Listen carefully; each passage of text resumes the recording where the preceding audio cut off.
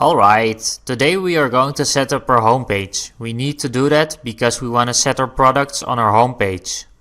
I'm going to click on Appearance and Customize.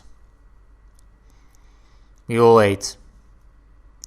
Okay, what I want you to do right now is scroll the way down. Okay, we are going to place those products from the Shop tab on your homepage. So I'm going to click on Homepage Settings and I click on a static page and I am going to select the Shop page.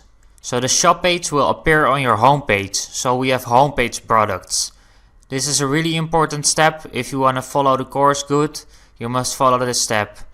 So our products will appear here on our homepage. I will publish this and I will show you it. So we don't have products yet, but we're gonna add some products in this lecture so soon as possible. So I will exit and I will visit my website, and you will see that we can place products right now on our homepage because there are no products to display.